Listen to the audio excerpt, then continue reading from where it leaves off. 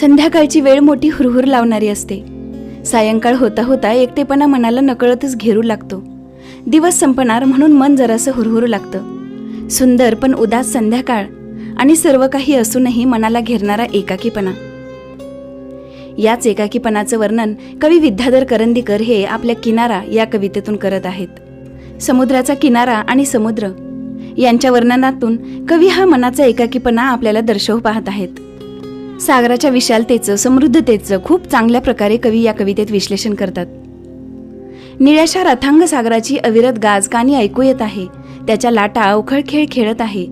त्याचा नाद सर्व वातावरणात भरून राहिला आहे. सगळीकडे लालभडक अशा मावळतीच्या सूर्याची किरणे विखुरली आहेत. कुठेतरी दूर एखादा समुद्र पक्षी घिरट्या घालत आहे. आकाशाला तेजाचं वजन झालेलं आहे. त्यामुळे माडांवर हात टाकून टेकून तो उभा आहे. कुठून तरी एकुलती एक होडी पाण्यावर हळूहळू डुचमळते आहे.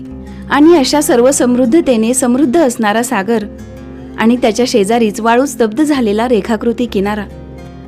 जवळ एवढं पाणी असूनही तो अतृप्त असा वाटतो कवीला. समुद्रासोबत किनाऱ्याचं नातं म्हटलं तर आहे, म्हटलं तर नाही.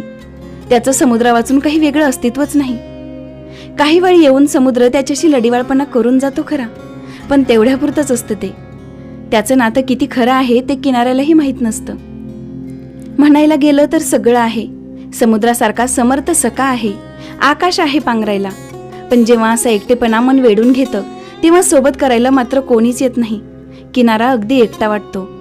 कधी कधी आपणही अशा नात्यांमध्ये अडकून पडतो जिथून ना मागे येता येतं ना पुढे जाता येतं. लोकांनी आपल्या सौख्याचा हेवा करावा असं स्वर्ग वैभव पायाशी लोळण घेत असतं, पण तरीही मनात काहीतरी ठुसठुसत असतं. सगळं आपलं असूनही त्यावर आपला खरा अधिकार नाही ही भावना मन कातरत असते. मग असलेल्या दिखाऊ सौख्याबद्दल मन एकदम उदासीन होऊन जातं. ते एकटेपण सरता सरत नाही. आपण एकटे असतो तेव्हा एकटेच असतो, पण आपण जर कोणासोबत असूनही एकटे पडलो तर त्यापुरतं दुःख नाही, तसं दुःख जगात दुसरं नाही. अशा वेळी जी वस्तुस्थिती आहे ती स्वीकारण्याशिवाय आपल्याकडे पर्यायही नसतो. अशा या नात्याचं वर्णन कवीने या कवितेत केलेलं आहे. किनारा, कवी विद्याधर करंदीकर यांची सुंदर अशी कविता.